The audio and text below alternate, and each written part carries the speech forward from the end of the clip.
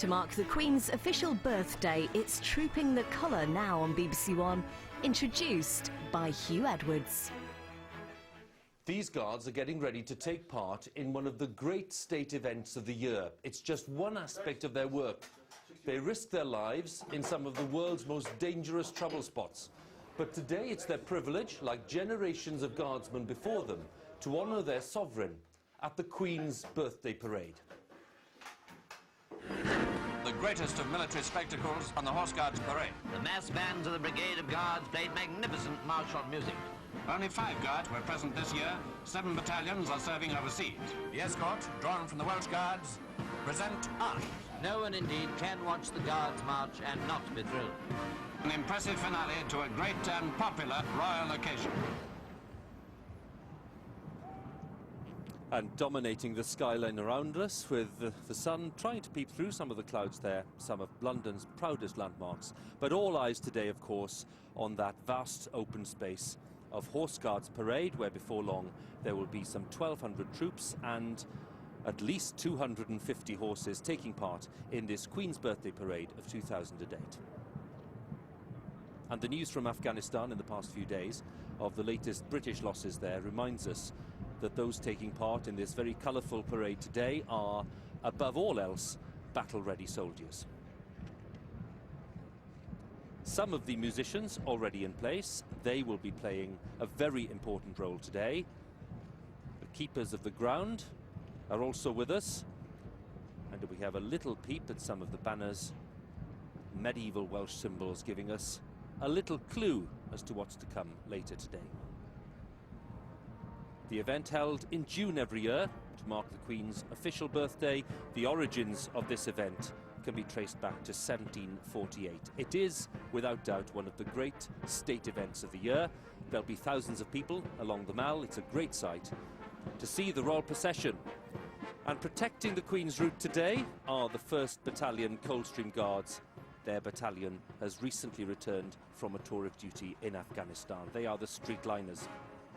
At Buckingham Palace, the Household Cavalry will soon be ready to escort the Queen to the parade, and some of their colleagues are serving in Afghanistan right now.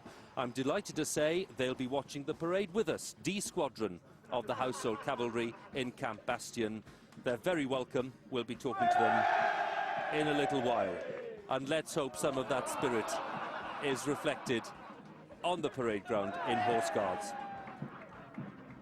The bands are one by one taking their position. There will, I think it's fair to say, be a strong Welsh flavour to this year's celebration. It is the Welsh Guards who are trooping their colour today. Their colonel is the Prince of Wales. I spoke to him recently at Clarence House on a day that he'd been reviewing the Prince of Wales company.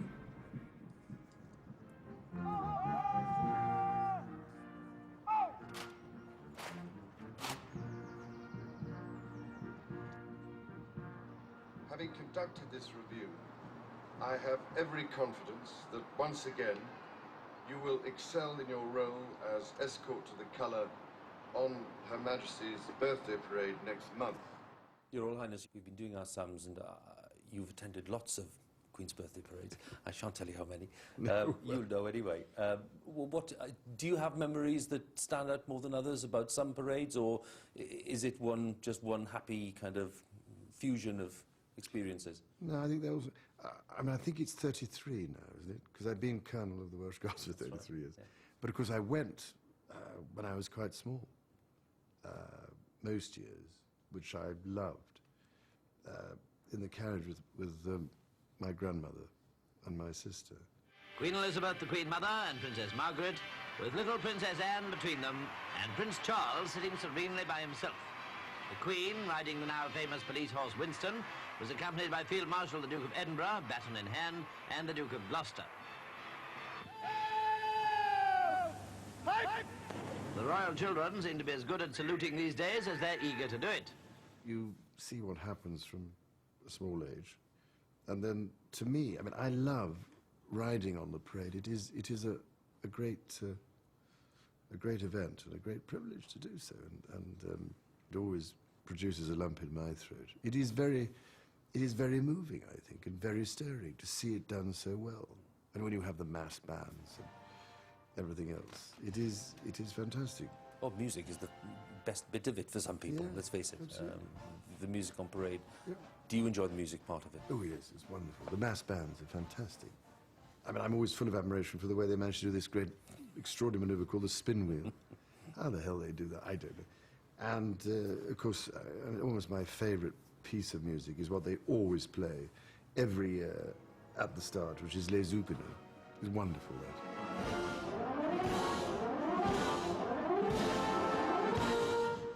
The parade, I mean, it's quite a challenge to provide the escort for a start.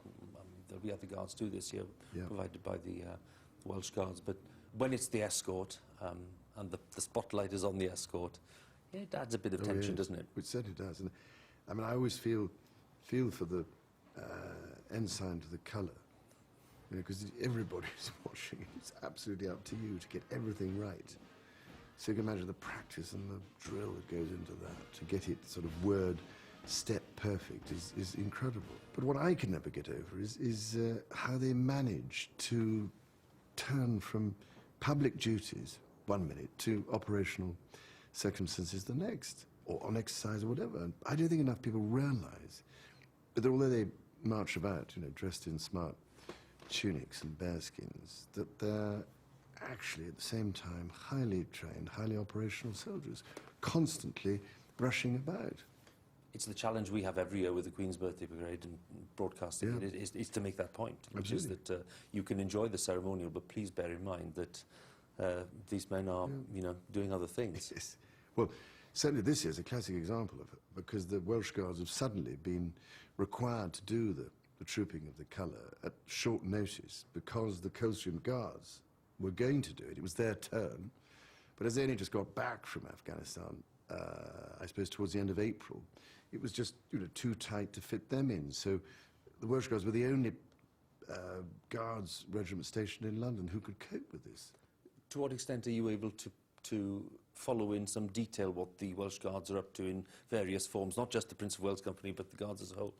It's amazing what you pick up. And, you know, for instance, I always see, with all the regiments of which I'm Colonel-in-Chief, we're quite a lot now, I always try and see the commanding officers coming and going, and that helps to keep in the picture with what's happening at the sharp end. I would say this, wouldn't I? But I'm full of the greatest possible admiration for the way in which all these characters in all these regiments are able to fulfill all these incredibly testing duties. You're making that point very forcefully now, and other people have made it in the past, suggesting, indeed some people are saying it clearly, that we don't always appreciate what the armed forces do. Is there a danger that we realise that less and less unless we just ram home the message? There's always that danger, isn't there, I think? And I think more and more people are becoming aware now. There's been more attention paid to all this, thank goodness, recently. And I try and do what little I can, for instance, by having small medal parades here in the garden. So my regiments, when they come back from Afghanistan or Iraq, can march in again here and form up, and I can then present the medals and try to make it a more special occasion in terms of thanking them for the contribution they're making and the danger they're putting up with. And those who've come back, do they tell you stories? Do they share their experiences? What do they say? Oh yes, absolutely. I was trying to get it out of some of them. Some of them are quite reticent, but others will certainly tell you all about their experiences. And there's some unbelievable stories from those who have served, well, either in Iraq or Afghanistan. And as you can imagine, the tempo of operations is unbelievable now. When you meet parents of servicemen and women these days, has your attitude changed? I mean, you've always shown a great sympathy for what the armed forces do, but after Harry's experience in Afghanistan, did your attitude change? Did your approach change to meeting parents whose children were serving? Well, I think only in the sense I always tried to understand what they were going through, but until you actually find yourself in the position of being a parent with your son serving on operations, obviously you don't fully realize the extent of the worry. And of course, it's always worse for those left behind, I've often felt. Because, you know, you could sort of worry because they're out of sight and out of mind. That they have to get on with the job. And, yes, I mean, I know, you know, it's easier to look them in the eye and, you know, feel that you've actually been through something of what they were going through. And actually, I was asked by one of the mothers of one of the Welsh Guardsmen out there this afternoon, you know, how did you manage, or what was it like, you know, sort of thing. And I don't think I can give any useful advice, but it just is one of those difficult periods. But you have to understand that's what they want to do. But the families, as you can imagine, are absolutely crucial in all this. Without their support and understanding, it's very hard for these characters to get on with it. With that in mind, were you tempted at any stage to try to discourage him from going? No, certainly not. No, and anyway, well, you can imagine it was difficult enough to arrange for him to go. But I was very sad indeed that he couldn't finish his time out there and come back with his regiment. I think it was a great tragedy, that. But I mean, at least he got there for 10 weeks, and that was the marvelous thing. And he, you know, it made me very proud that he was able to play his part in some way or other. What I can never get over is the conditions they put up with. Incredibly difficult. Very difficult, and we saw lots of that anyway. There were lots of images of what went on at the time, and there was a lot of interest in it. That's an understatement. You say you were sorry that it ended abruptly. Was there an element of frustration more than sorrow? Yes, I think there was. I think particularly for Harry, it was very frustrating, because he wanted to be out there till they all came back, and you know, I think he was so pleased to be able to do the job he was trained for, and you know, with his own men and that sort of thing. So it was a great pity, but anyway, as I say, he got through part of it. During the birthday parade this year, we'll do as we did last year. We will link up with some of the guards out in Afghanistan and have them watching the parade, and they always love that, and there's a big cheer, which underlines again the dual role that you were talking about earlier. Very important to establish that. Why do you think the parade is still as enormously popular as it is? Because, as I say, it goes back a long way, and for lots of people, you know, they seem to find something in it that appeals to them across the board. Perhaps because it's just a jolly good British occasion, if you know what I mean. It just makes people feel proud that we can do it, and better than anybody else. Because there's no point in doing it if you don't do it really well. Well, I think it stirs everybody. It's moving, and I just think it just is splendidly British. And I just hope it'll go on for as long as possible. Because I think the world would be a sadder, drearier, and greyer place without it. Your Royal Highness, thank you very much for talking to us. Thank you.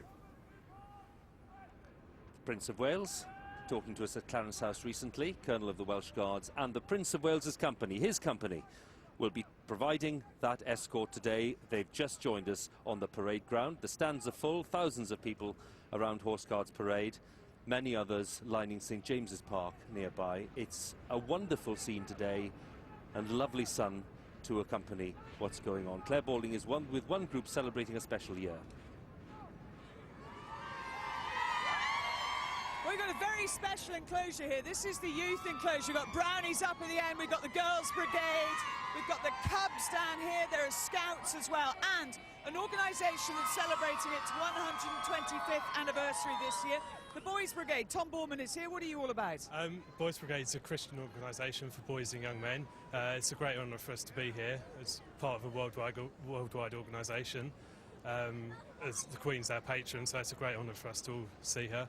So easy enough to say who you're all looking forward to seeing. You're looking forward to seeing the Queen. You're working with your Queen's badge. A lot of you are. Good luck to you with that. Enjoy the day. You've got the perfect viewing position. We'll be back with Claire a little later on. There are 205 musicians on parade today. It's impossible to imagine the birthday parade without the contribution they make. And the process for selecting the music is a very rigorous one. The man whose job it is to deliver a perfect performance on the day is the Senior Director of Music. The man who fulfilled that role for the past 2 years, I'm pleased to say, is with us today. but he's been taking me to watch some of the rehearsals at Wellington Barracks.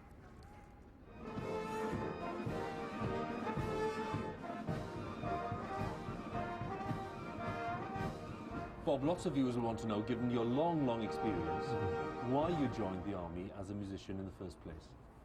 Well, the fact I was brought up with horses all my life. My father's a farrier, and also he's a semi-professional singer, and conducted many Welsh male voice choirs, which he still does to this day. So I suppose it's no coincidence that I've ended up with the House of Cavalry.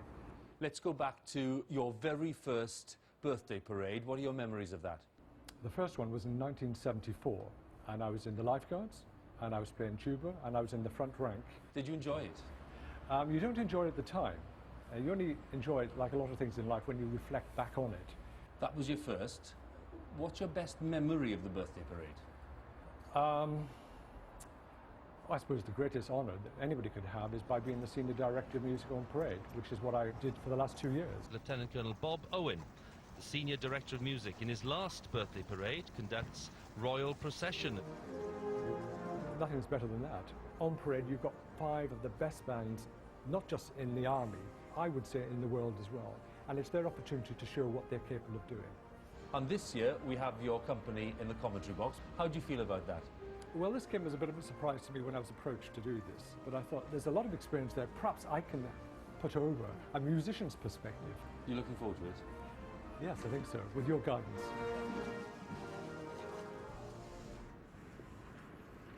Don't think, Bob, you need any guidance from me. It's a great joy to have you with us. Thank you very much, Hugh. What are you looking forward to? Well, the whole occasion. As you see, we've got 5 of the Foot Guards band are already in position, but of course they will be joined later on by the 2 mounted bands as a mass band of the House of Cavalry, and of course the corps drums of the 1st Battalion in the Welsh Guards. And of course their job is to reflect the dignity and the splendour of the whole occasion. Are you going to be marking hard today out of 10? It'll be hard not to do so, but I won't tell you the result. OK, we'll see. Thank you, Bob. Thank you, Hugh. The colour party is in position. Very important focus here for us, because Sergeant of the Escort Warrant Officer Class 2 Lee Scholes with Sergeant Michael Parry and Lance Sergeant Kieran Cunningham, they're looking after the regimental flag at the centre of today's event. It belongs, of course, to the 1st Battalion Welsh Guards.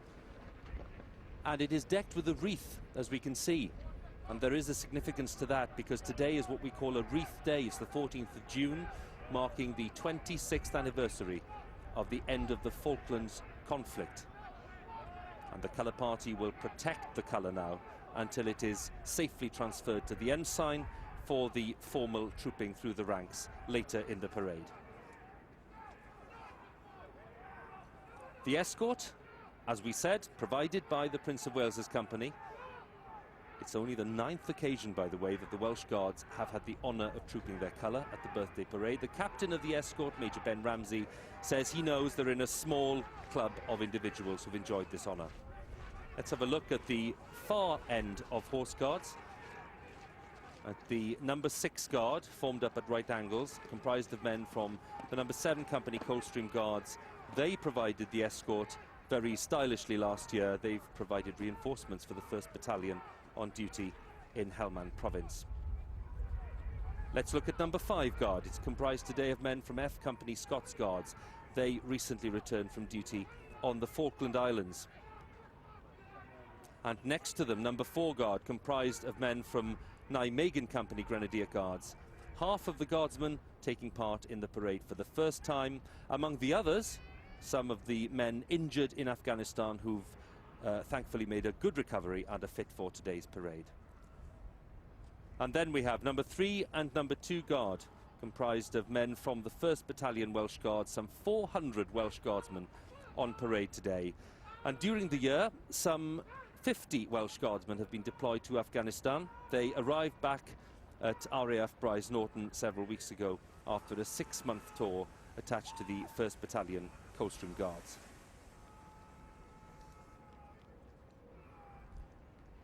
So the Guards are ready, and soon the first royal guests will be on their way from Buckingham Palace along the Mall to Horse Guards Parade. The Household Cavalry will be leading the Sovereign's escort when the Queen and the Duke of Edinburgh make their way in a short while. And it's worth underlining that the Household Cavalrymen have a unique career pattern. They alternate their service between the Mounted Regiment and the Armoured Reconnaissance Regiment. 2 squadrons have returned from Iraq recently and a 3rd squadron from Afghanistan. And in April this year, D Squadron left for duty in Helmand province. Household cavalry soldiers are very intelligent and they're very versatile. The principles they learn at Knightsbridge are applied in the armoured side, and their attention to detail and their ability to get the job done is second to none. Well, the role of my squadron in Afghanistan is to provide the medium reconnaissance capability to 16th Air Assault Brigade. Using sort of light armour, manoeuvring around the area of Helmand province, providing the necessary information that can then drive intelligence and drive operations as required. I think D Squadron is very lucky. They're a close-knit community, they've got great camaraderie, they have a lot of fun, great sense of humour, and let's face it, they live in these little metal boxes all day, and they get to know each other pretty well. The most difficult moment of the tour so far is undoubtedly losing Babs to a mine strike so early on in the tour, particularly in my troop where 2 or 3 of my soldiers went through Knightsbridge with him, and so they've lost a great friend there. Despite it being a great loss, we'll deal with that death appropriately at the end of the tour. In the meantime, let's just get on with our jobs. I've only got a little bit of advice for a guy who's doing a parade for the first time, and that is to go out there, really enjoy it. As long as your kit's in good order and you hold on, then I'm sure you'll have a great parade. It's a memorable day, and just to lap up the experience and just live from it, learn from it, and if anything goes wrong, just hold on tight. Listen to the man on the left and your right of you. It's your first trooping. Watch each other's boots, and most of all, just be proud of what you're doing. Well, operational success here relies on soldiers who are tough, robust, resourceful and enterprising, but also extremely self-disciplined. And I think those similar qualities will stand all the soldiers on parade in London today in equally good stead. Some very good advice from those serving in Afghanistan, and once again this year, I'm pleased to say, we're able to talk to some of those on duty there. Let's join Caroline Wyatt in Camp Bastion. Well, this is the second time in 18 months that D Squadron has been deployed here to Afghanistan. As you saw there, conditions rather different here to in London. It's 45 degrees centigrade outside, probably the same inside this tent. The work the men of the Household Cavalry are doing is dangerous. It's often dusty out there. I'm joined by Major Will Bartle-Smith, who is the squadron leader at D Squadron, and Captain Tom Long, who should have been on the parade today, but was needed more here in Afghanistan, so was deployed in April. So, Major Will Bartle-Jones, your brother, Major Guy Bartle-Jones, is in the parade today. What does it mean to you watching it so far from home? I think that this parade is an iconic parade in the military. It's great that Guy is on that parade, and I think my father loved this parade, and he would be very proud watching both Guy and I, myself in Afghanistan, and obviously Guy on the parade itself. And Tom, what does it mean for you? It means a huge amount. The guys on parade today are representing every soldier that's fighting in Iraq and Afghanistan. It just so happens that they're the public face of the army today, and the same principles that they put on parade of steadfastness and attention to detail are the same principles we carry out here. Thank you very much. Thank you.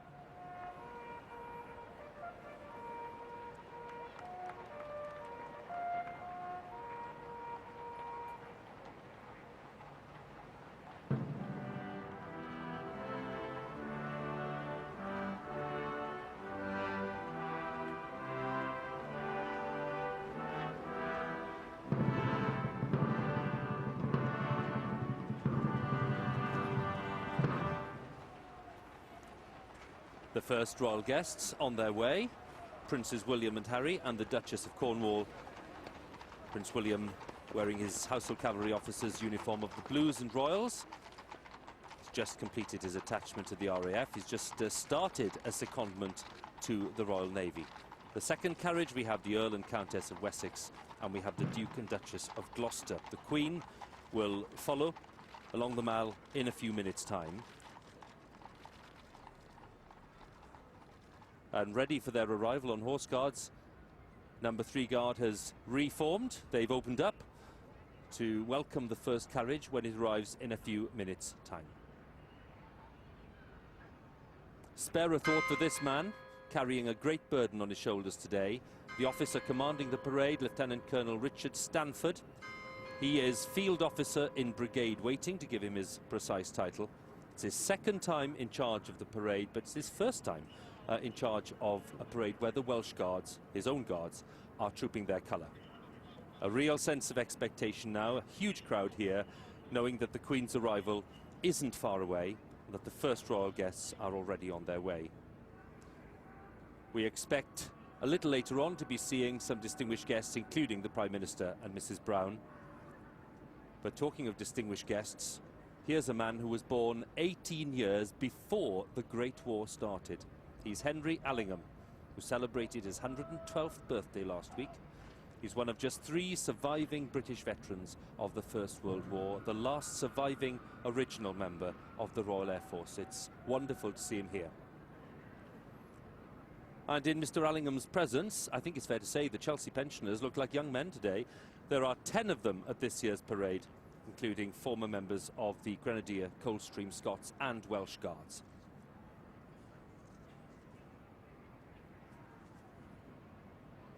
The escort itself, their officers already proudly in position. The captain, Major Ben Ramsey.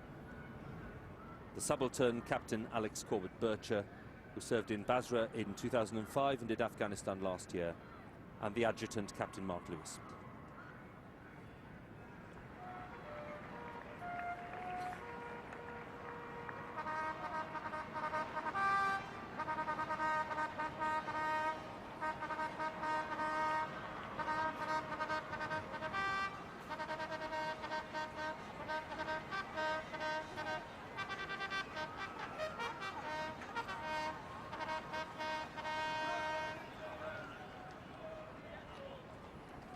The field officer's trumpeter of the Sovereign's escort playing the royal salute to signal the Queen's departure from Buckingham Palace with the Duke of Edinburgh, who's Colonel of the Grenadier Guards. And let's consider these remarkable facts at the start of this birthday parade of 2008.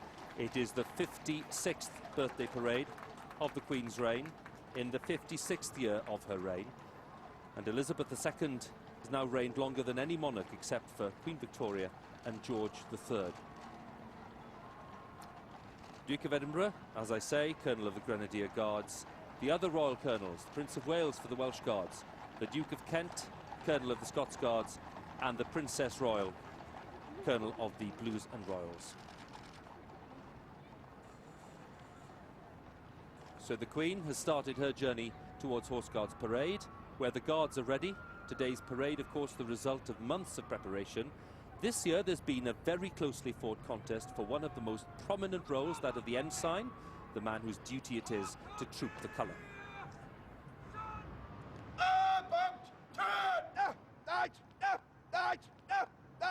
Well, it's a huge honour to be able to carry the Queen's colour in front of Her Majesty and troop it down the ranks. Not many officers have the opportunity to do this. We've selected down to 2 ensigns today, and we'll be having a look at their drill to see which one will be the ensign on the day. I joined the Prince of Wales Company just before last year's troop, so I missed that one. Now I was just kind of watching from the sidelines. Being the ensign would be fantastic, because you are right out in the front, which is obviously an honour, but it's kind of about being out in the front of the guys, which is the exciting part. It looks like, yeah, I see that friendly competition. I haven't done a huge amount of drill in the past, apart from at Sandhurst. I've done no ceremonial things in London. I just think it would be a fantastic honour to be the ensign on the Queen's birthday. Today what we're looking for is sharp, crisp drill, both sword drill and, most importantly, colour drill as well. People say that the most challenging thing is the present arms and the slow march, which is when you've got the colour out and you bring it all the way around. That's obviously the most nerve-wracking bit, I think, and probably the hardest bit for ourselves to do. Well done, you've both worked very hard for that. Henry, you're actually you're better at foot drill, and James, you're better at colour drill. Henry, good be you. Thank you very much. Well, it was a bit of a surprise, actually. I didn't think I was quite up to scratch, but obviously it got the level, so I'm very pleased indeed. And there he is, the winning ensign, 2nd Lieutenant Henry Finnegan, ready on parade today. The royal guests arriving.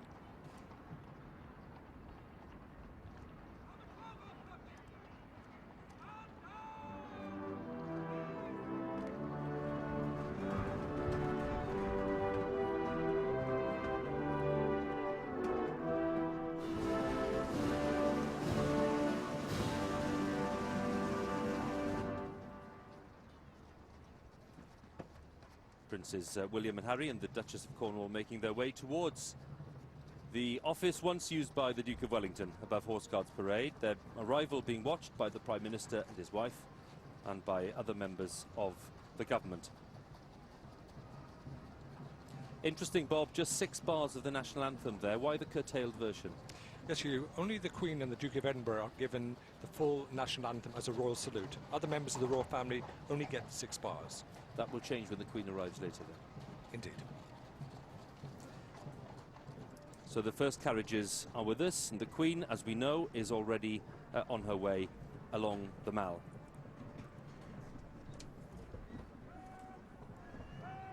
Prince Harry, as we know, spent time in Afghanistan with the Household Cavalry. Prince Charles was talking about it a little earlier.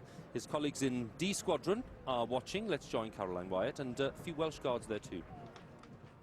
That's right. Well, we have one Welsh Guard in particular. You've already seen him. He is Lieutenant James Olszewski. We saw him in that fierce competition to be the ensign. Was it pretty nerve-wracking for you, James? Yeah, there was quite a lot of pressure for the competition, but probably not as much as there will be actually on the day for Henry, who got it. So good luck to him. And what's it like for you, having taken part in that, but having to watch now? You're seeing your colleagues, the Welsh Guards, trooping their colour, but you're in Afghanistan. Obviously, it would be great to be with the Prince of Wales's company on the day, but there's an important job to be done here with the battle group that I've joined, the Royal Irish. We're mentoring the Afghan army, so hopefully that will sort their future. And what kind of a tour has it been for you so far? Because this is your first operational tour. It is known to be a very difficult place to operate in. Thus far, it's been not too bad. The people who I'm training, the Afghans, have been kind of in a training cycle in the camp, so it hasn't been out and about too much, but I'm sure there'll be plenty of challenges to come.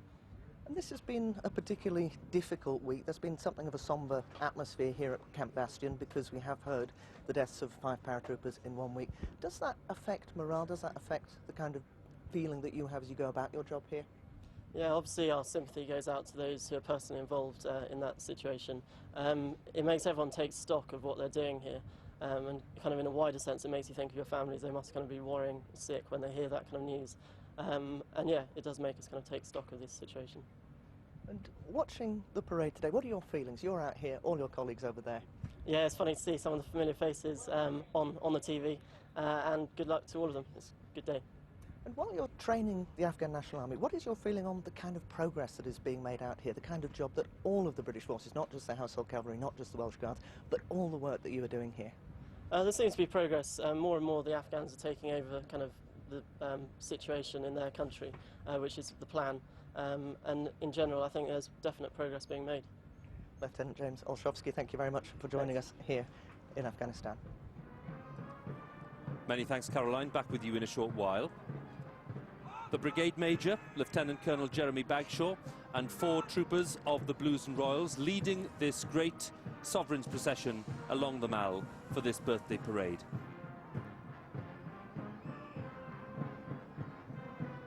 The Mall, resplendent with dozens of huge Union Jacks, Union flags.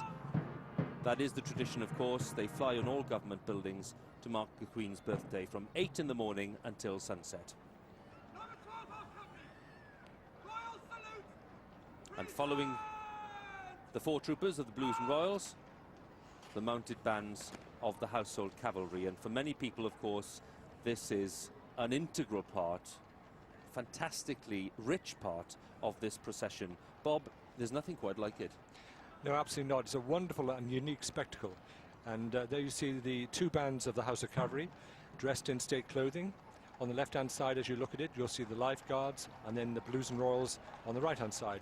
And they're led down the Mall by the director of music, Major Tim Cooper. And of course, the 2 splendid drum horses behind them, Achilles and Spartacus.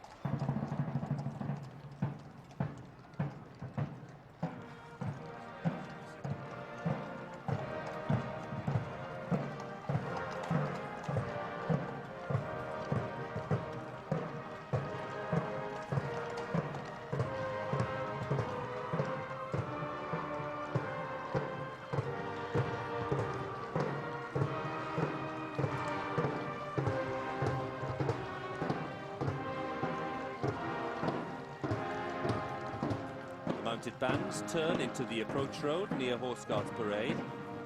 And as we listen to this piece of music, Bob, maybe a thought about quality of the musicianship given the fact that they have to ride. Yes, this piece is called the Bronze Horseman, and it is quite a tricky thing. This is the approach manoeuvre, getting them onto horse guards, and this has been arranged by the director of music. But yes, this is the last piece that the horses or the musicians will play on horseback, and until later in the parade.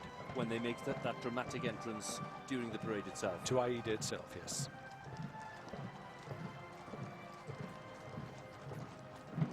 But of course you can see the mounted troops there, the musicians.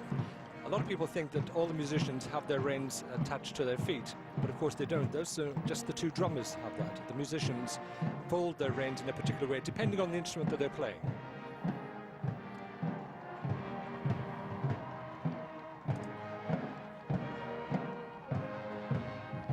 Sovereign's escort provided by the Blues and Royals. They take it in turns with the Lifeguards, who this year are providing the 3rd and 4th divisions. Very soon,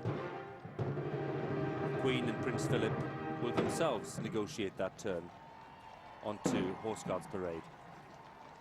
The Queen, who first took the salute at the age of 25 back in 1951, was also the first time that Prince Charles was there riding in his grandmother's carriage, and we saw some nice images of that a little earlier on when the Prince spoke to us.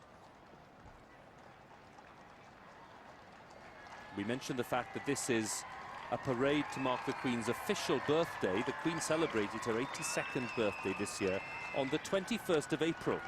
But there is a practice in this country now of celebrating the Sovereign's official birthday. It started with Edward VII, whose birthday fell in November, and he decided that it was better to celebrate when the weather was at least a little more favourable, and I think he'd have been very pleased with the outcome today.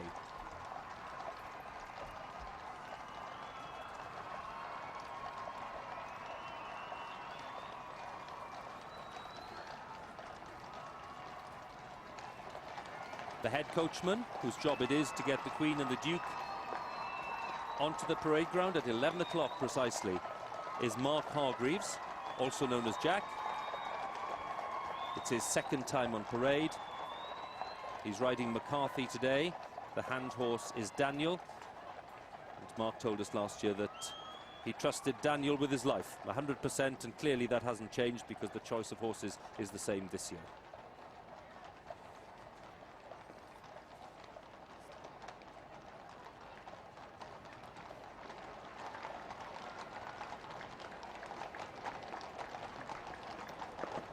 A few yards away from Horse Guards Parade, the crowds will stand when the Queen and the Duke arrive on the parade ground.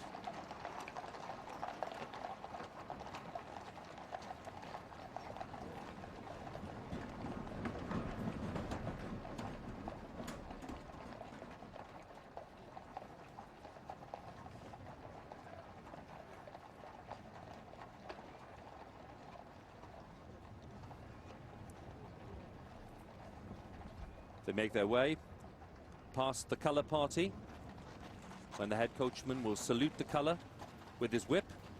That's the special manner in which he salutes as the carriage passes the colour. And this reverence for the colour is a central theme, of course, of today's parade.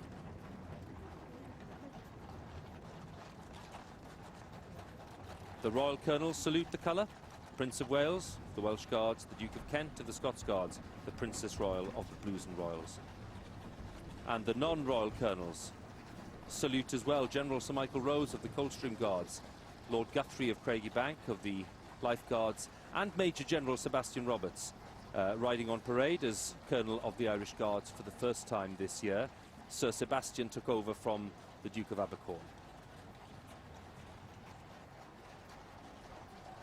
Worth pointing out maybe that the Queen's record of attending this parade is matchless. It is peerless. Queen Victoria, by contrast, attended just one parade at Windsor when she was fairly elderly.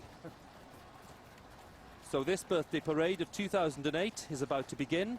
The stroke of 11. The Queen will step onto the saluting base. The Royal Standard will be released. The field officer will give his command, and the royal salute will be delivered.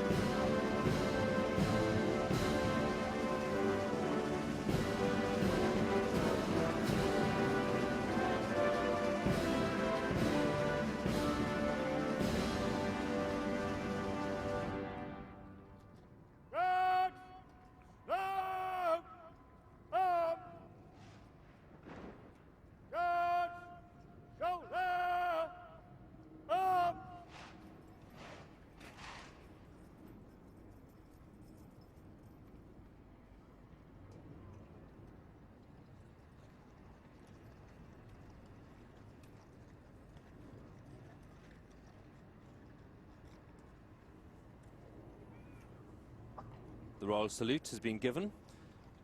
And we now move to the next phase of this birthday parade, the inspection of the line. Lieutenant Colonel Graham Jones is now the Senior Director of Music. He succeeded Bob Owen, who's with me. And Graham Jones is a Coldstream Guardsman. Lot of responsibility, Bob, in that role. Absolutely, but this will be a very proud moment for him. But I'm sure he won't be able to enjoy it until the parade is actually finished. But there's a great, as you said earlier on, now there's a great Welsh flavour to the whole occasion with the music. Coming from the land of song, you'd expect that. There's plenty to choose from. But Major David Creswell has arranged the music for the inspection of the line here. And this is Farewell I Cymru, and which is the first of two pieces, which is two ancient traditional Welsh tunes, Farewell to Wales and Margaret Who Lost Her Garter. Well, let's enjoy Farewell I Gymru as the inspection of the line takes place.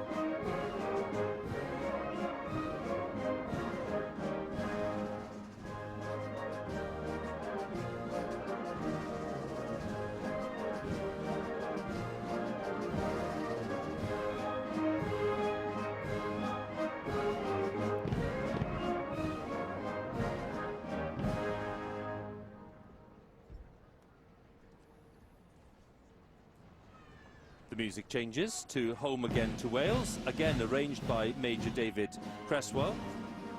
The Queen today, according to Buckingham Palace, wearing a sea green dress and matching coat and hat by Philip Somerville. And the brooch is the brooch of the regiment trooping its colour. It is, of course, the 1st Battalion Welsh Guards. Bob, as the music changes and a slightly different pace, we should actually underline the fact that without the quality of music, this parade would not be the event it is. I totally agree with you, Hugh. The second piece, which we're hearing now, Home Again to Wales, this is always a livelier piece of music for the second one. And this is Max Boyce's anthem, Hymns and Arias, and We'll Keep a Welcome in the Hillside. And it just gets the occasion building up nice and, you know, so that everybody's feeling slightly happier this time. Quite an eclectic mix. Very much.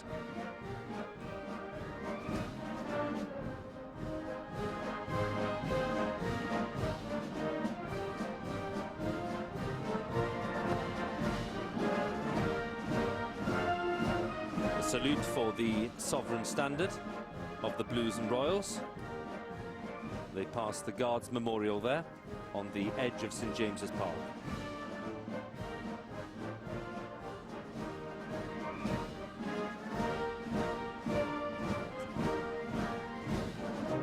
Head coachman salutes as he passes the sovereign standard. And another salute for the King's Troop and for the guns of the King's Troop. The lead gun treated as the colour of the troop.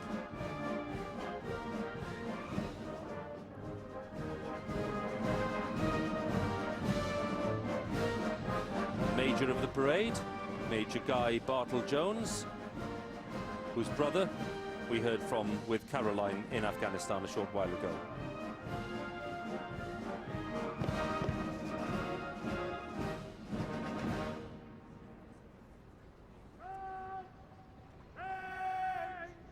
The most senior officer on parade today, Major General William Cubitt, General Officer commanding London District. He took part in the parade as a young Guards officer in 1977 This is his first birthday parade as Major General. Well, I think there's a certain amount of irony in me being in this position at the moment, because I've never personally been considered very good at the drill side. Most of my personal ceremonial duties were in the 1980s when I was a young officer in the Coldstream Guards. I've actually only been on the birthday parade once, myself, when I commanded a guard in 1988. Most of my time since then has not been ceremonial. So it is a return to memories from a long time ago, but I'm immensely proud to be doing it and really looking forward to it. Major General William Cubitt, who took over from Major General Sir Sebastian Roberts last year. It's his first time. It's the first birthday parade too for the senior drum major, for Tony Moores, who was appointed senior drum major in July 2007 after returning from Afghanistan. And I think it's fair to say, Bob, that the senior drum major and the field officer are the two pivotal figures of this parade. Absolutely. What a moment for him. I'm sure he's very much looking forward to this next bit that's coming up, the Huguenots. Well, it's a stirring theme, and the Prince of Wales made it quite clear that it was his favourite tune in this parade. That's not really a surprise, is it? Not at all. I think this piece actually fits the dignity of the occasion perfectly. Been used since 1869 and used every year since 1937, which is every year of the Queen's reign, of course.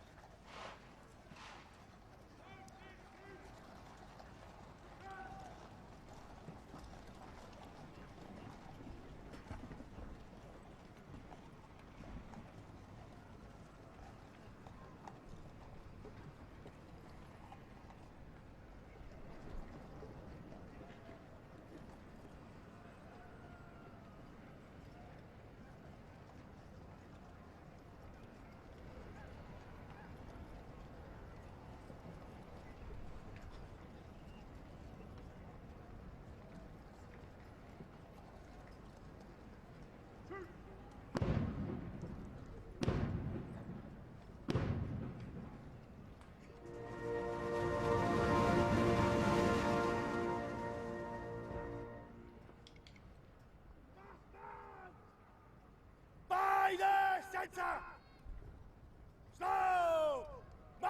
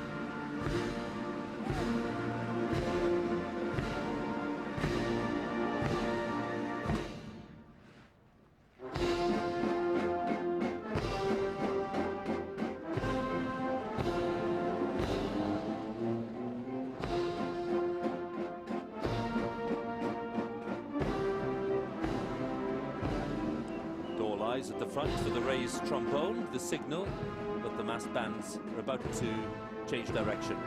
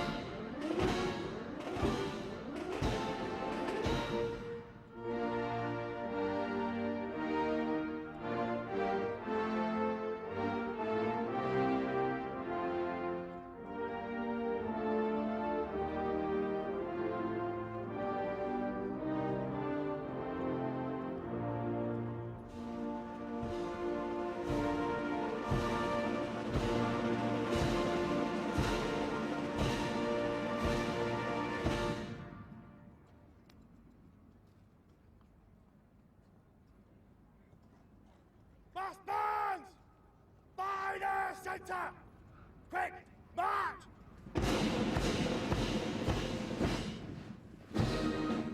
The quick march, Freedom of the City by Steck. What's the significance, Bob?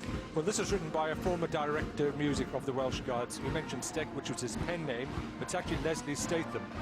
And this was actually written for when the regiment were granted the freedom of the city of Cardiff in 1953. Incidentally, Cardiff was the city who presented the band with their first set of instruments when they were first formed in 1915. The lone drummer has broken away, marching to a position to the right of the escort, Lance Corporal Christopher Tinsley, member of the Corps of Drums, machine gun platoon, served in Iraq and in Bosnia. This is a signal that we are moving into a very crucial stage of the parade, approaching the time when the escort will troop its colour.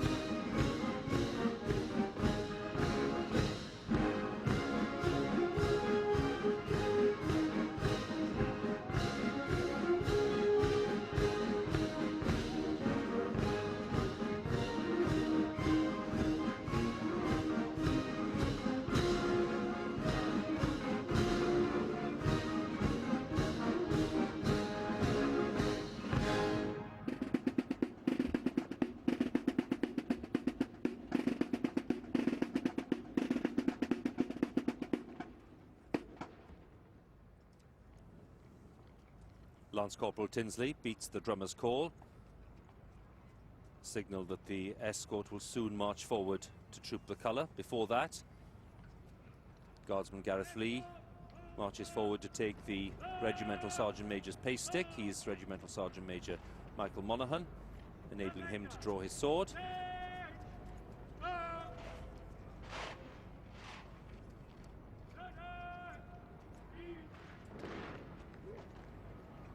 Escort for the colour!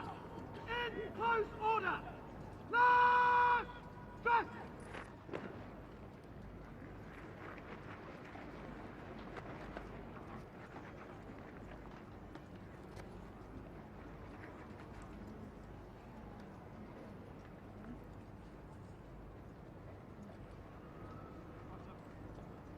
Escort for the colour! By the left! Quick march!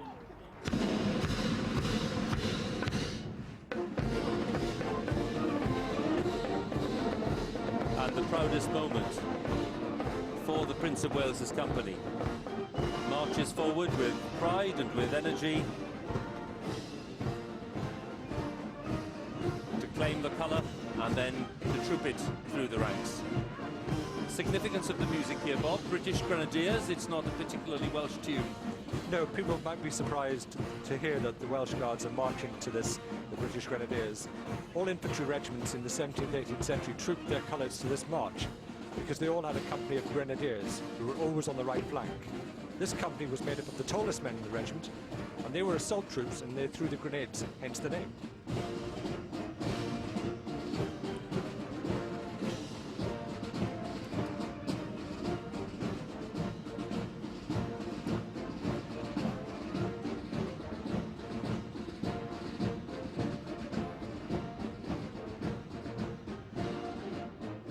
Massed bands make their way towards the guards, clearing the way for the escort to march forward.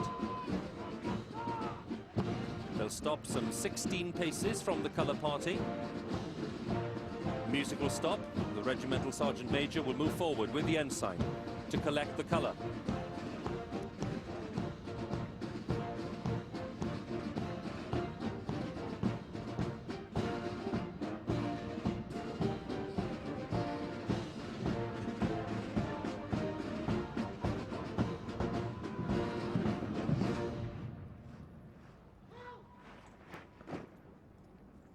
Escort for the colour! In open order! Rise! Dress! Massed bands will be clear! About time!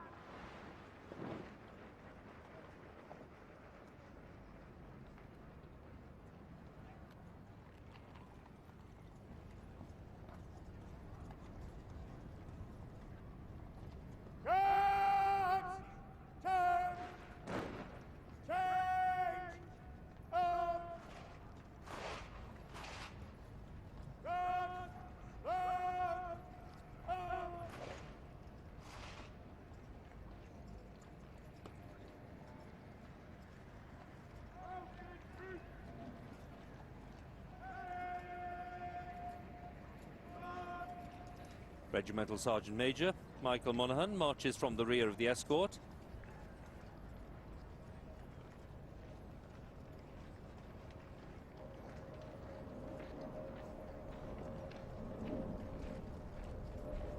The ensign, 2nd Lieutenant Henry Finnegan, marches forward with him. Salutes the colour.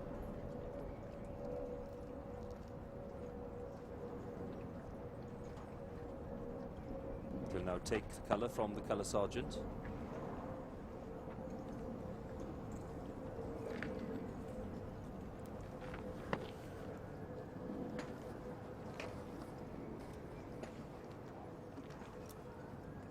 Now turn and present the colour to the ensign.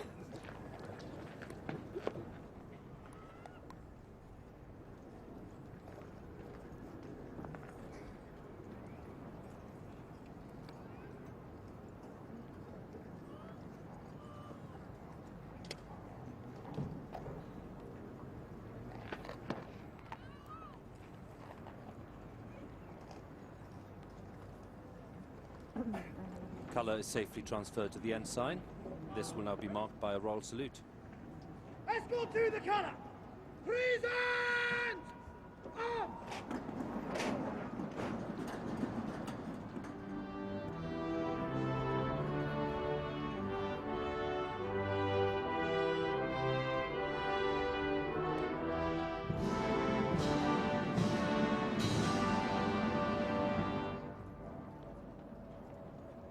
Escort to the colour! Hold! Arms! The colour party will join the escort, and the escort for the colour has now become the escort to the colour for this central part of the parade that will follow. The escort will advance in slow time to troop their colour.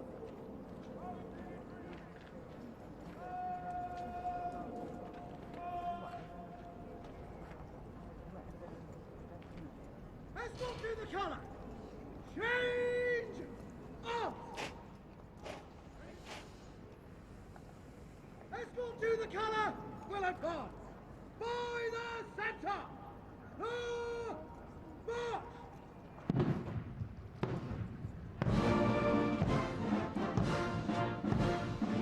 The music is Escort to the Colour, arranged by Lieutenant Colonel Ridings. And the band's now presented with a bit of a logistical challenge. They have to turn in a very confined space, and for several years, Bob, we've struggled with this manoeuvre in the commentary box, but you seem to be the man who can shed a telling amount of light on it. I'll do my best, Hugh. I can certainly confirm that the manoeuvre is not actually written down in any drill manual whatsoever. This works purely because of the rehearsal that's actually put into it. And rehearsal is always tight, but there's a great deal that goes into it. There's a great deal of shouting that goes on in the band itself, and it's not always from the Garrison Sergeant Major either. All 205 members of the band at some point are doing something slightly different. But at the move of a baton, or the drum major's mace, all of a sudden we've got an organised drill movement, which is actually spot on. So as you can see now, they're coming forward, and it's all been sorted out. But it's certainly my favourite part of the day. Well, there you have the magical spin wheel in action. You'll see it nowhere else, and it is impressive. The problem's been solved. The escort making its way towards the end of number 6 guard. The band will cut out when the escort approaches number 6 guard, ready to pass through the ranks.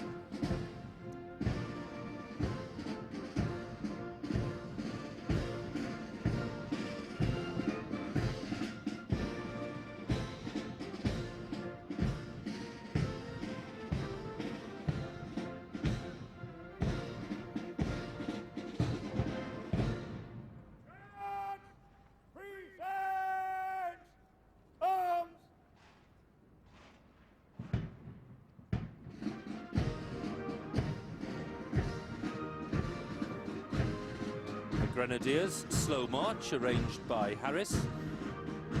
As the ensign starts his great duty today, the colour is trooped through the ranks.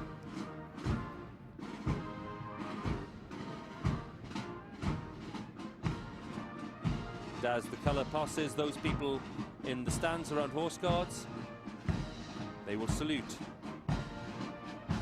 The civilians will stand to show their respect.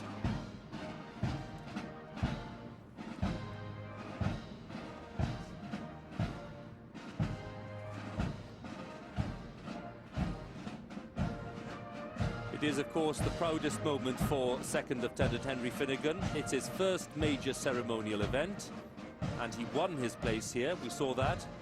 Next year, he expects to be serving with the Welsh Guards in Afghanistan. But today, very privileged day for him to troop the colour through the ranks. I've never taken part in the Queen's birthday parade before, so it'll be, you know, a first time for me. So it'll just be a massive honour. It has to be perfect. Just carry out the drill correctly, and you know, look extremely smart on the parade and get it right on the day. I think that's the main thing, making sure you get it right on the day.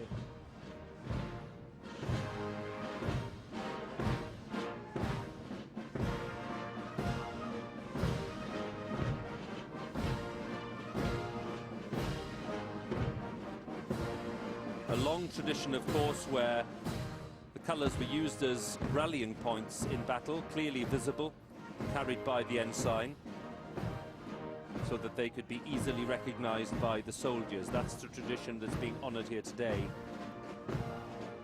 Queen's colour of the 1st Battalion Welsh Guards. There's some 20 battle honours embroidered on it. There are 48 battle honours in all for the 1st Battalion. 26 of them from the Second World War, 20 of them from the Great War. The most recent was the Falklands in 1982.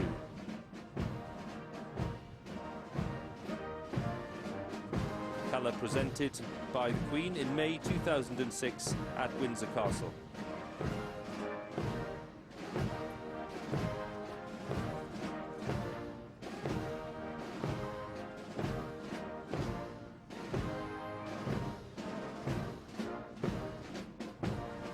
Glinting medals on parade, lots of them today, tell us a lot about the duty of not just the Guards but all of the armed services over the past decade or so. Many more medals on parade these days, being worn by young men and young women than there were, let's say, 10 to 15 years ago. Just a reflection of the kind of work that they've been called upon to do.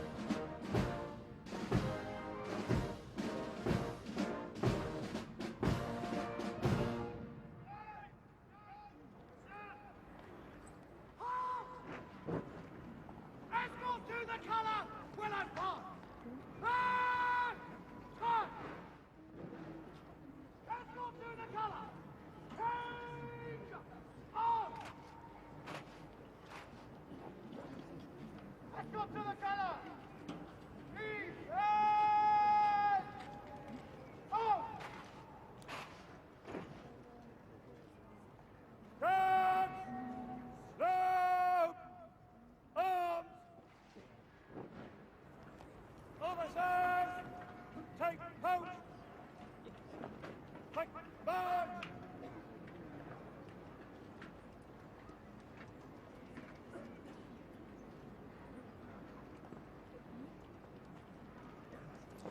The officers take post on order, and the colour then moves to the rear of the escort, ready for the next phase because the trooping is now complete.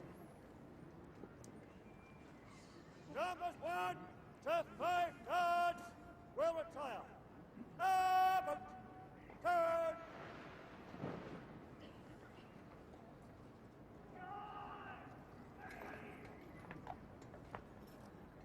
At the halt, right form. Quick march.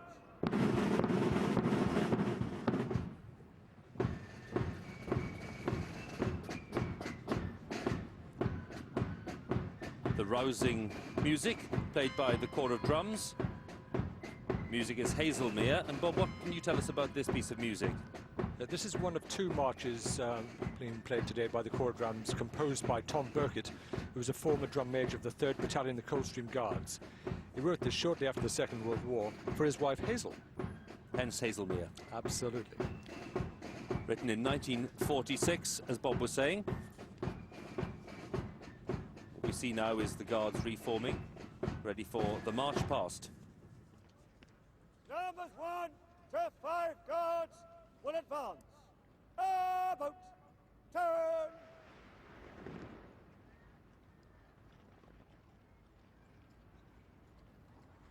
Number 6 guard, close order. March. Move to the right in 3s. Form. Face. Right.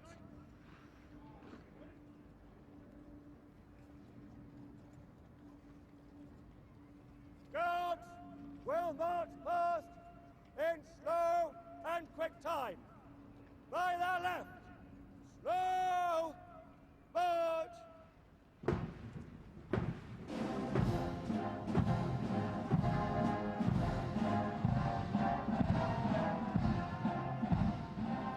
Well, we heard the field officer's order. Guards will march past in slow and quick time, which is what will now happen. And Her Majesty will take salute. The escort moves off first.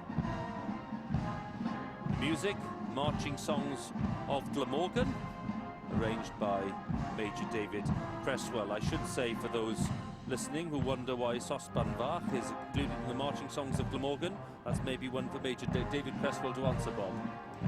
I think he'll have to answer that because you probably picked him up on that, Hugh. This is the neutral slow march, neutral because it doesn't belong to any particular regiment. But when they pass Her Majesty and when she takes salute, Bob, there'll be, of course, the rousing sounds then of the regimental marches themselves. Why are they significant? Of course, the regimental marches, just like the colours, represent the traditions and the history of the regiments. And this is very important to the individuals. And as soon as you can actually see them physically, when you go past the Queen, just watch, and you'll see them rise in 6 inches with pride.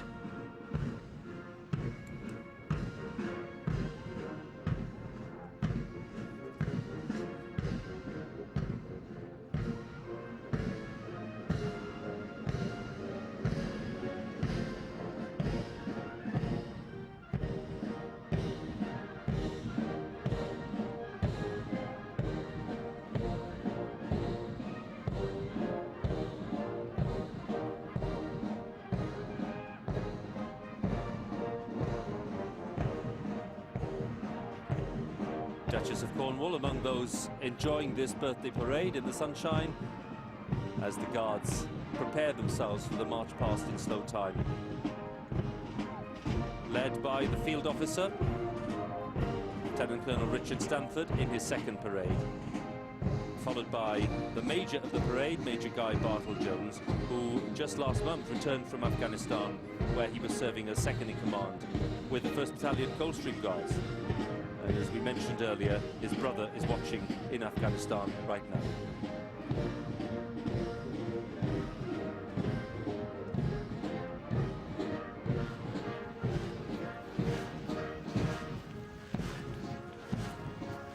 Number 2 Guards, number 2 Company, the 1st Battalion, the Welsh Guards. 95% of the battalion is Welsh. And as soon as this parade is over, the battalion will be preparing to move to Aldershot to start training for that deployment to Afghanistan, we think in the early part of next year.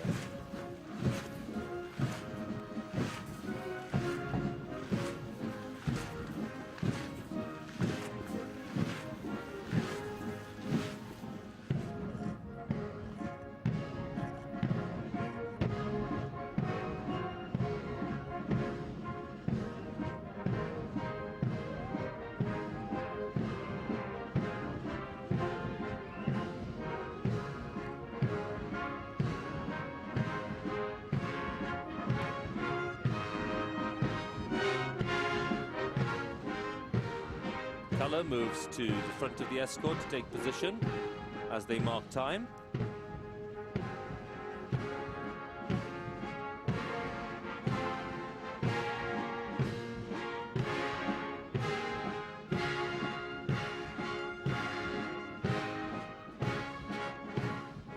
And if we thought that the ensign had a challenge with the actual trooping, well, of course, passing the saluting base and the Queen, having to do that flawlessly does entail quite a lot of pressure too.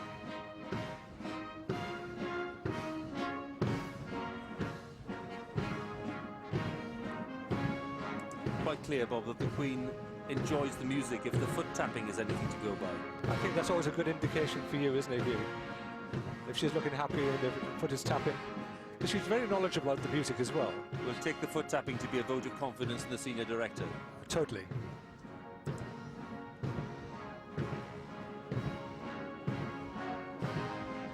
Field officer leads the way. Salute the Queen, and the Queen will acknowledge.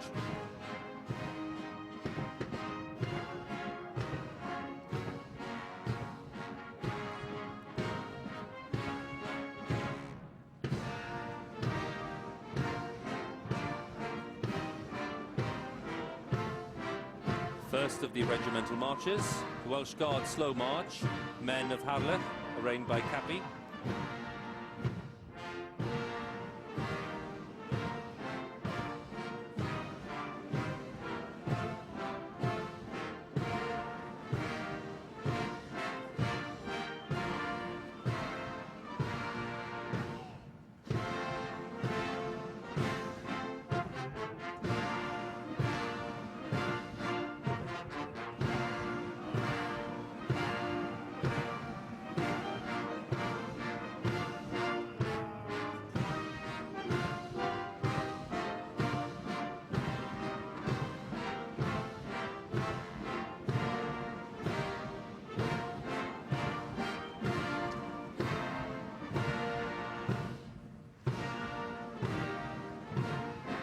Prince of Wales, Colonel of the Welsh Guards, looking on proudly.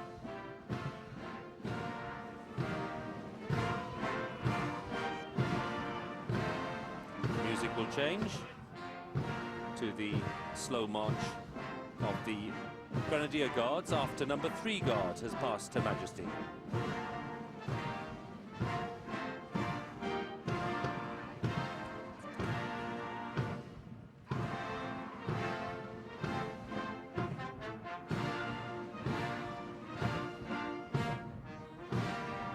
Music change, Scipio from the famous tune by Handel. This is the Grenadier Guard slow march.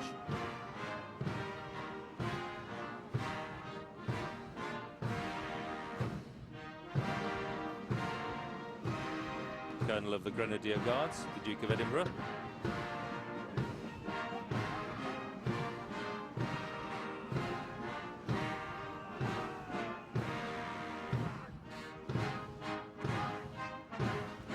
Slow march of the Scots Guards, garb of Old Gaul, composed by General John Reed. Nijmegen Company Grenadier Guards, providing number 4 Guard today.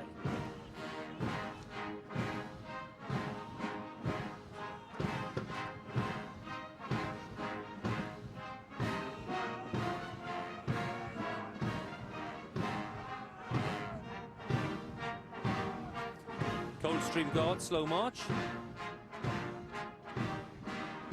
Figaro, from the famous work by Mozart.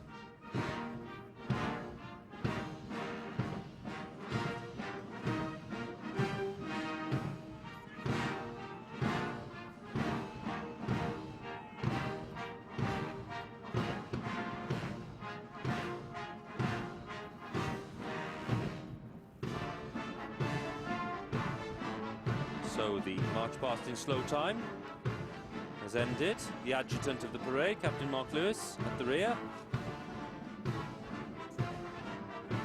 Field officer rides out to inform Her Majesty that the march past in slow down is complete.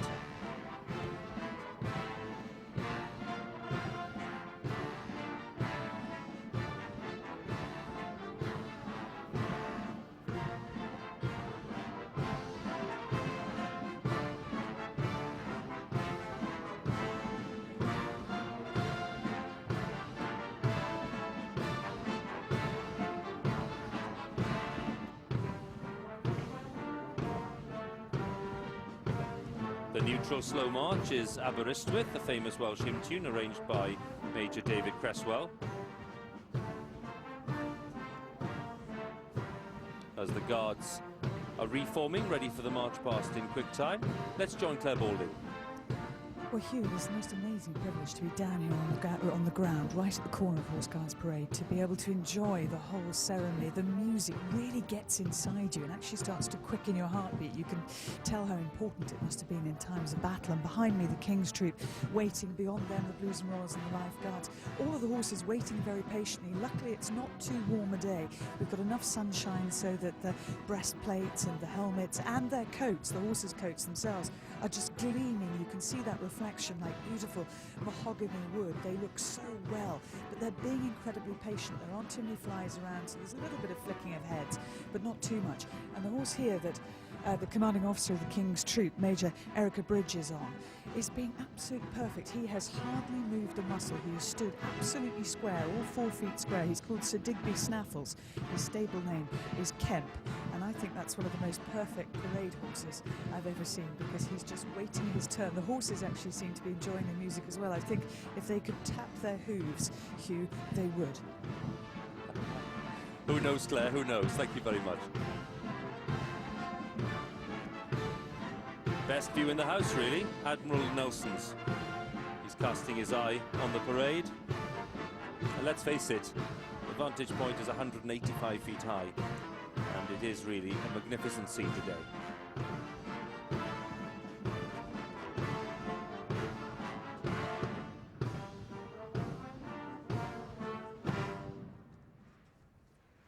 Break into quick time. Quick march. The quick march is underway, and the neutral quick march, Ar Hyd yn Oes, another very famous Welsh tune arranged by David Cresswell again, and he's put a lot of work into this parade, Bob. He is a very talented guy indeed. Director of music of the Welsh Guards, of course. Sadly, this is his last Queen's Birthday Parade, and which is a great shame because he's one of the finest musicians in the army. But I'm sure the troops will be very pleased to have actually gone into the quick step, because that's a very difficult manoeuvre where you've gone from the slow and it cuts off, and they've got that silence for just that very short bit of time. And then we have to break into quick time and make sure you're actually on the right foot.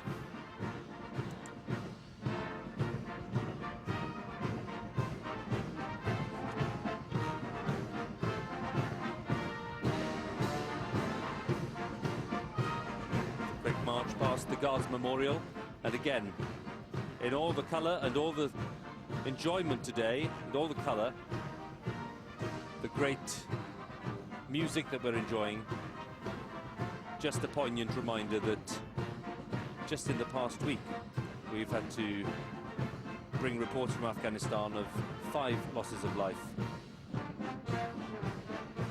Losses, of course, have gone over 100 in the past week since the operations began there in 2001.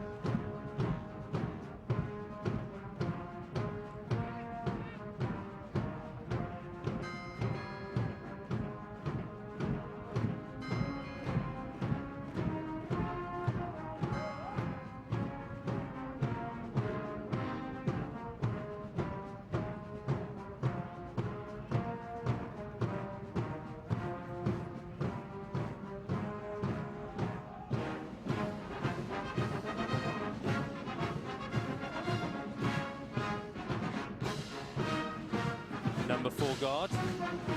Nijmegen Company Grenadier Guards, and the tallest guardsman is Lance Sergeant Bailey, who's 7'4", with his bearskin cap on. The shortest, apparently, is Guardsman Adam, who's 5'3", so a bit of variety there in terms of height. Very smartly marching up towards the corner before the march past in quick time takes place. Field officer leads the way once again.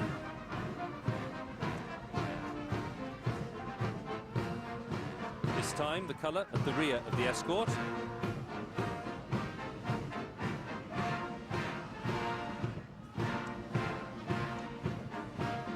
Welsh Guards quick march is the Rising of the Lark, Codiad yr Ehedydd, arranged by Cappy.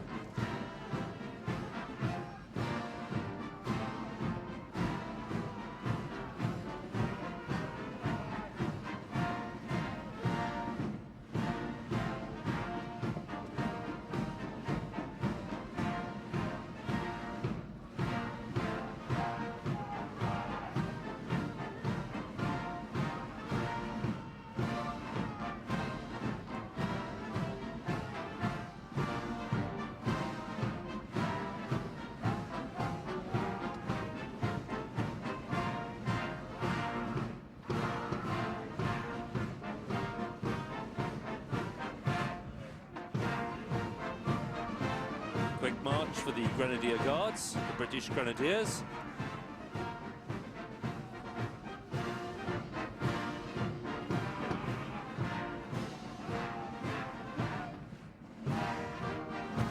Very quickly into the quick march for the Scots Guards, Heel and Laddie.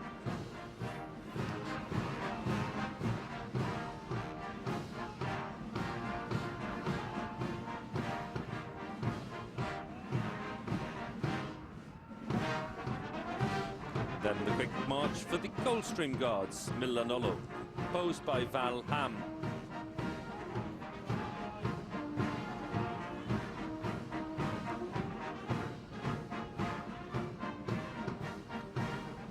Quite a challenge, Bob, to go through a very rapid succession of music and precisely cut out on the way. That's probably the most difficult thing the senior drum major has to do. And if he gets that wrong, it's very embarrassing for him. But that was spot on today.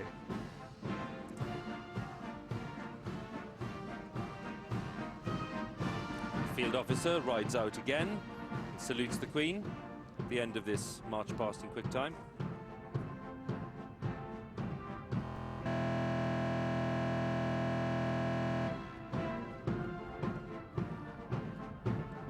Lieutenant Colonel Richard Stanford, who tells us rather modestly that his 9-year-old daughter Annabel is a more proficient rider than he is.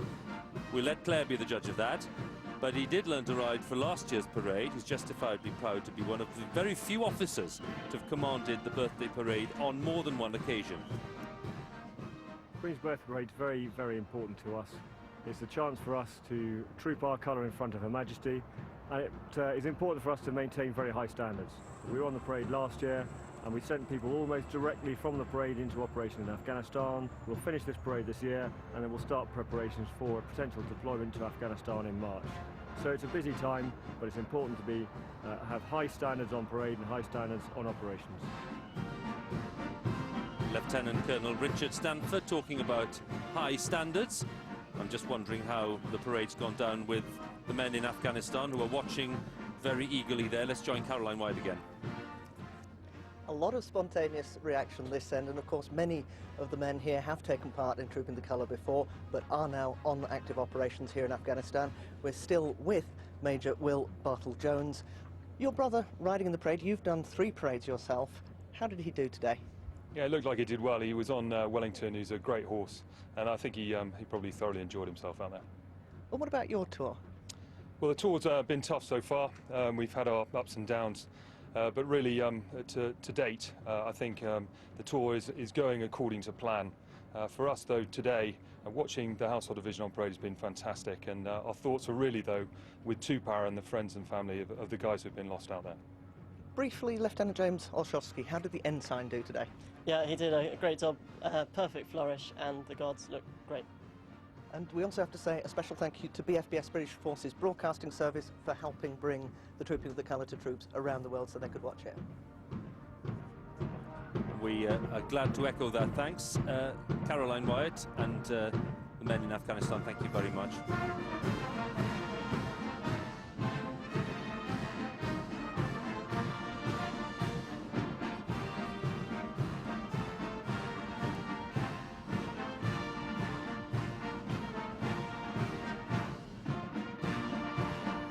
The rousing tune of Calon Lan, another very famous Welsh hymn, as the Guards reform, ready for the next phase of the parade.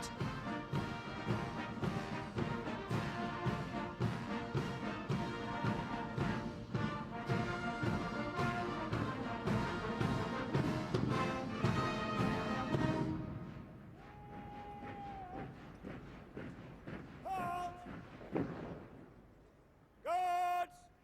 Shoulder! Arm! Officers! Take post! Quick march!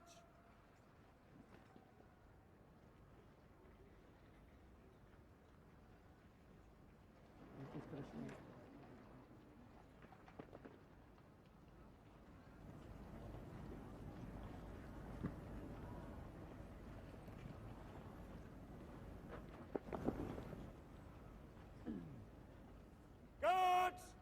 In open order! Left and right! Turns! Right! Turn!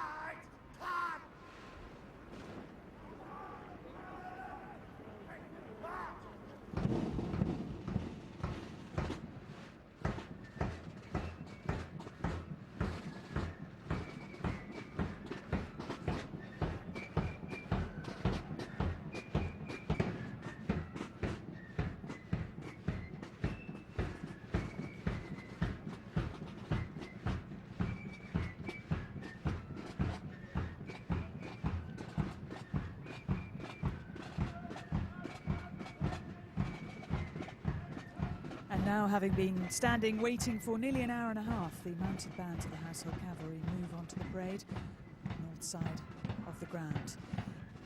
And the two magnificent drum horses there, Spartacus on the right and Achilles, Rodney as he's known, on the left. This is Spartacus's 10th birthday parade. He's an 18-year-old piebald Shire cross gelding, 17 two hands high. He's done show jumping and dressage in the past, which must have been quite a sight.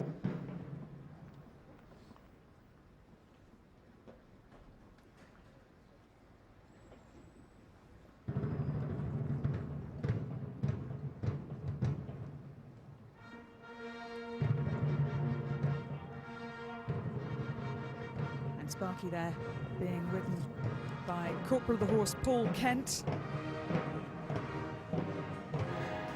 He's the drum horse for the Blues and Royals, Achilles for the Lifeguards. You can see that the riders having to do the steering with their feet. The reins attached through to their heels.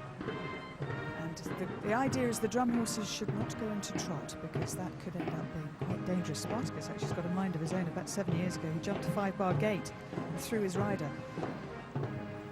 Galloped off during an inspection by the Colonel of the Lifeguards.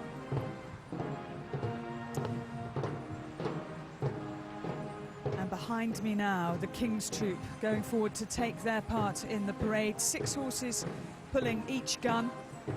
And they are arranged according to height and temperament, the ones at the front tending to be the braver, bolder ones, the smaller ones in the middle, and at the back, the wheelers, who will still take a fair amount of the weight of those guns. They're 1.5 tons in weight, 54 feet long. It's the 11th year the King's Troop has been on parade.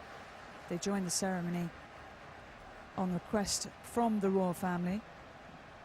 And these horses are treated like proper athletes.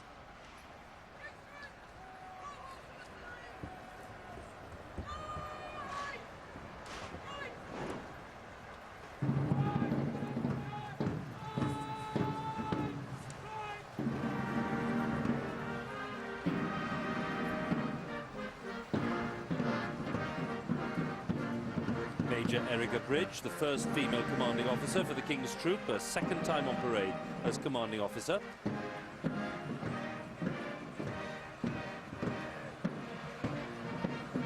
Interesting that we can note that the King's Troop was so named in 1947. George VI changed their name from the Riding Troop to the King's Troop. And on the Queen's accession, she ordered that the title should be retained in memory of her father.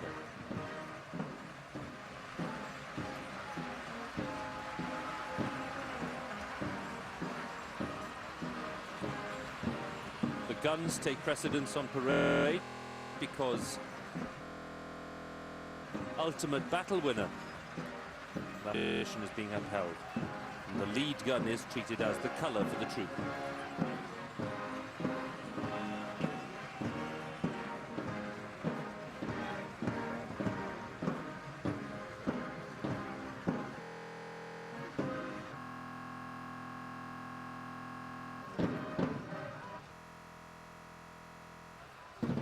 The adjutant, Captain Veronica Robb.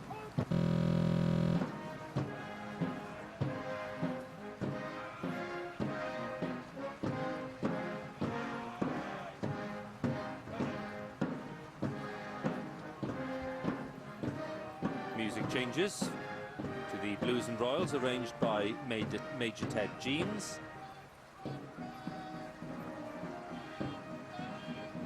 The Sovereign's escort walks past, led by the field officer of the Sovereign's escort, followed by the escort commander.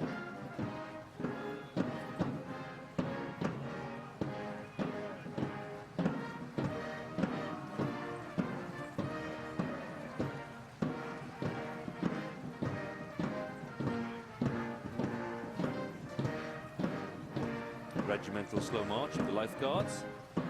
Serafile captain is Captain Tari Mundawarara, who's from Zimbabwe. Interesting to note that in the past he's worked on political campaigns, including those for Hillary Clinton and Barack Obama.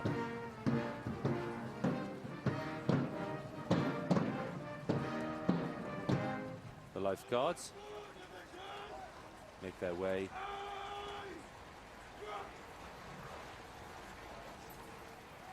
the farriers at the rear. The dark blue tunics, Lance Corporal of Horse Chris Thomas and Richard Howell.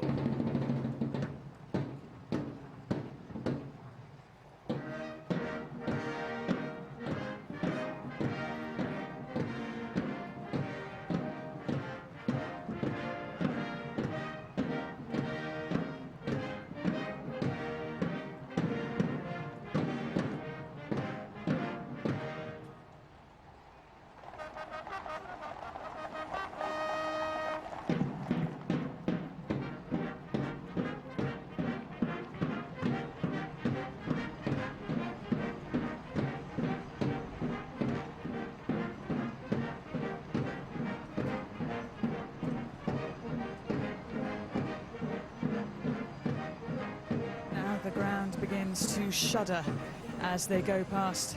In quick march, in sitting trot, it is not very comfortable, I can assure you. I've tried it on those saddles and they are rock hard. The field officer's trumpeter you saw there was Staff Corporal Grant Sewell Jones, always on a grey horse so that he could be seen in battle. The other horses of the King's Troop there.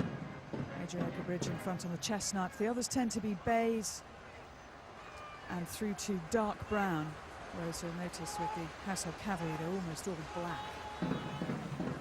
And I was mentioning that they're treated as athletes. They have a very particular diet, and they eat troop mix, which is specially designed. It's a high-energy, slow-release feed, different from the cavalry cubes eaten by the Household Cavalry horses. And those foods are supplemented with soya and garlic. The garlic helps as an insect repellent. Luckily, the breeze is doing most of that job today. But it is pretty important for ceremonial parades. And the soya helps. Household Cavalry being led by the Blues and Royals. The standard is not lowered. The Household Cavalry Mounted Regiment employs about 235 cavalry horses that are black, 14 greys, one of them you can see there on the left, and 3 drum horses.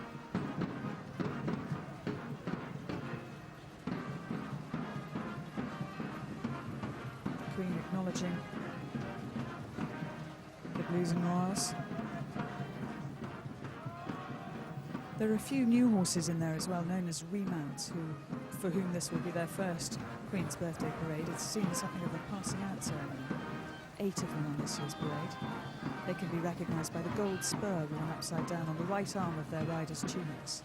And for those riders, they need to be fairly accomplished just to keep the horses calm. They've spent a long time waiting under the trees. They've been listening to the music. I was mentioning earlier that the drum beat makes your heartbeat race a bit. Well, the same thing happens with the horses as well. They were pricking their ears and looking up, waiting for action. The lifeguards there, their uniforms polished and glistening in the sunshine. And that kit weighs about 2 stones.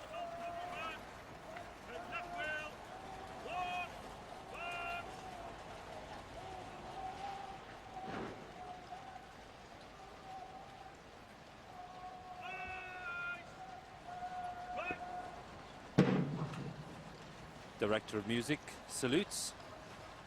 The kettle drummers cross their sticks in their form of salute as the bands walk past the Queen. Director of Music, Bands of Blues and Royals, Major Tim Cooper, who's riding Watton today. Bob, this is again a big statement of what this parade is about. I think so. I think that's a very majestic salute that the drummers do there on those fantastic horses with those silver drums which are priceless and irreplaceable. I think it's a great occasion, and it's something they're very proud of doing. And in terms of the way they performed today, despite the problems and the challenges that we've mentioned, how have they performed? Well, I'm of course seeing this from a completely different vantage point this year, but I can actually see it from on high. I've got a better view than I normally have, to tell you the truth. And to me, it looks as if it's gone perfectly. I'm sure that's the case. We're waiting for the Director of Music to turn inwards as a signal to the field officer in brigade waiting that the Household Cavalry is back in position, which they nearly are. And once the Director of Music turns inwards, the field officer can give his next command for the Royal Salute.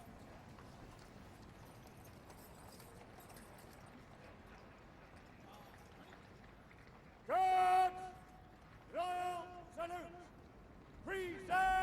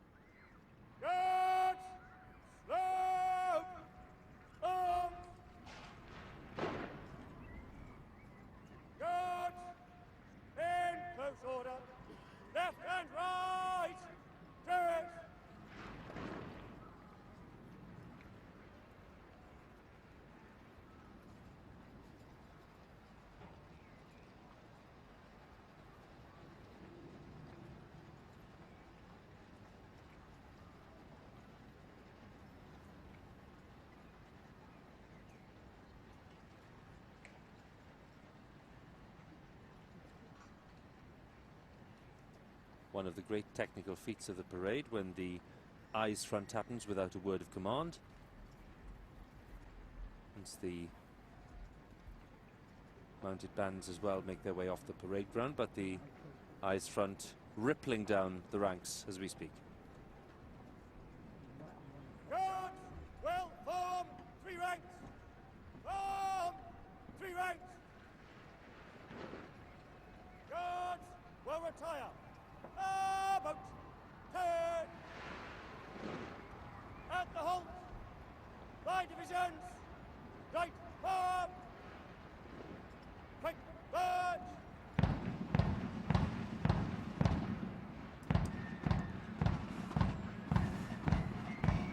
So the Guards prepare to march along the Mall. being led by the Queen when the Queen leaves the parade ground. Music is the adjutant, Bob, composed by Burkitt, and again that very special sound. Yes, this is the second of his marches, and this is on the reform. And shortly you'll hear them play another corps drums march called Prussian Glory, which I'm sure most people will recognise. On the escort, form close column. Remainder, right and left. Quick, march.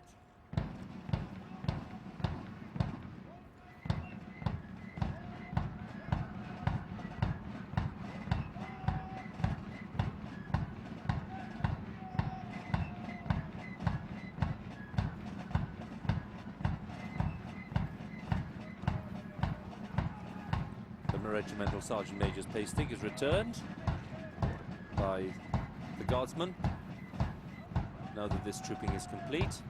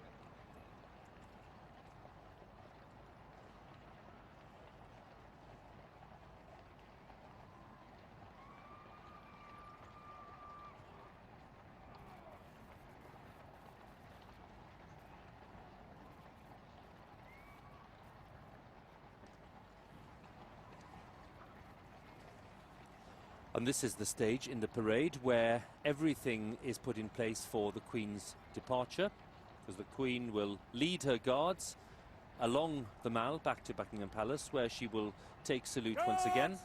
Shoulder. Up.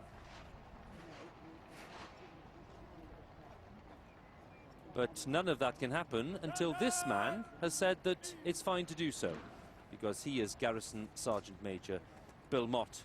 His 6th birthday parade as Garrison Sergeant Major, respected for his exacting standards. He's a very big character, and among the crowds today, who is his primary school teacher from North Wales, the man who taught him as an 8-year-old. So he too will take great pride in this event.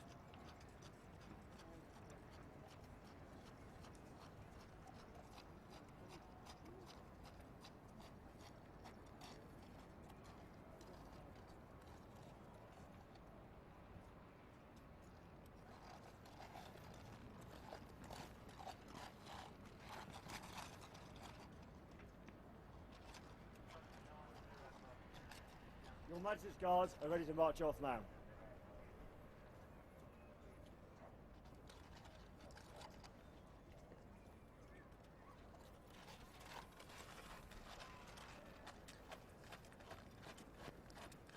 So the field officer asks permission to march off.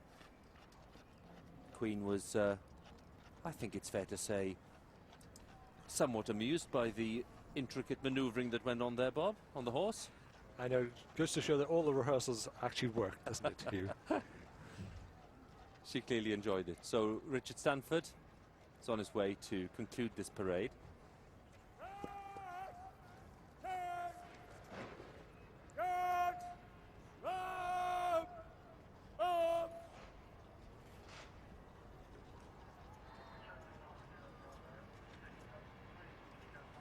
Queen Victoria's ivory-mounted phaeton, first used in the 1840s, is being taken over to the saluting base, ready for the Queen's departure. Mark Henderson, the head coachman.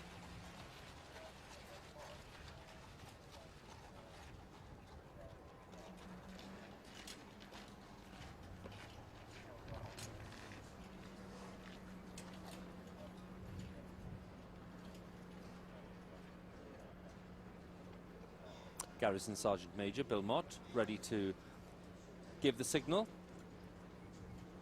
that the mall is clear, that the first royal guests have made their way.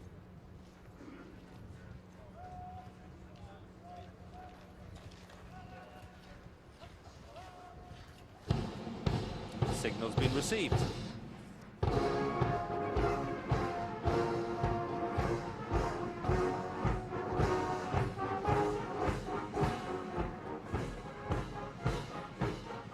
Well, Hugh, this is a new march called Advance to Glory. This was the winning entry in the recent Major Jones marching competition, and part of the prize was it for use on this year's Queen's Birthday Parade. This is composed by W1 Greg Machin of the Welsh Guards. I hope you like it. It's rousing. It's very stirring, and it's exactly what is needed at this moment. It's a happy tune, and everybody will march up with great pride.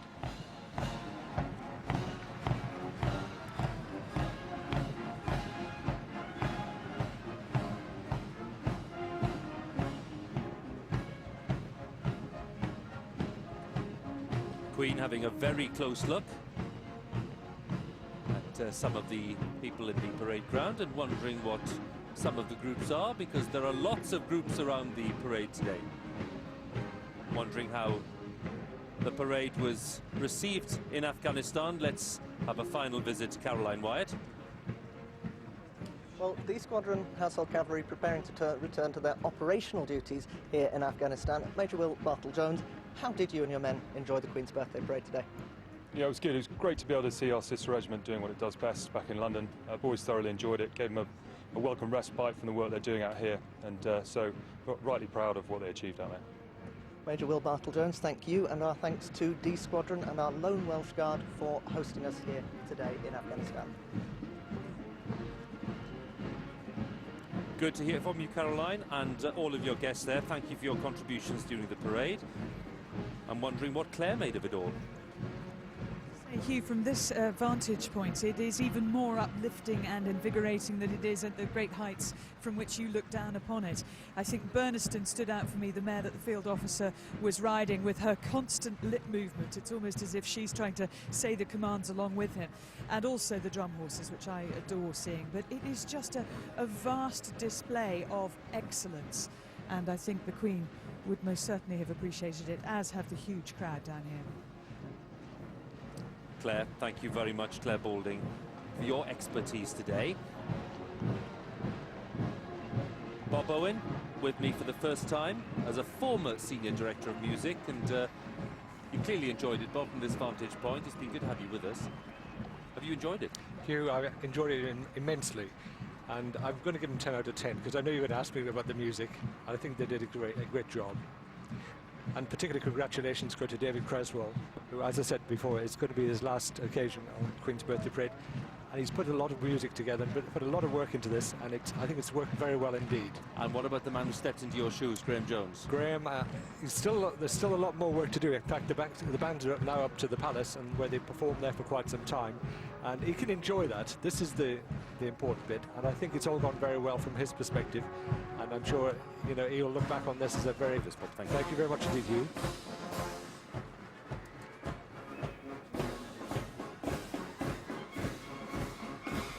So as Her Majesty and Prince Philip lead the way back to Buckingham Palace, the crowds, I can tell you, will follow them, and they'll be looking forward to the traditional fly past by the RAF, the biggest for many years this year. There'll also be a 41-gun Royal Salute in nearby Green Park. We'll have coverage of all of that in our highlights programme on BBC Two at 7:30 this evening. Special occasion for him today. It's been good to have you. The birthday parade of 2008 draws to a close. Thank you for watching. From Lieutenant Colonel Bob Owen, Claire Balding, and all of the BBC team in London and in Afghanistan. Goodbye.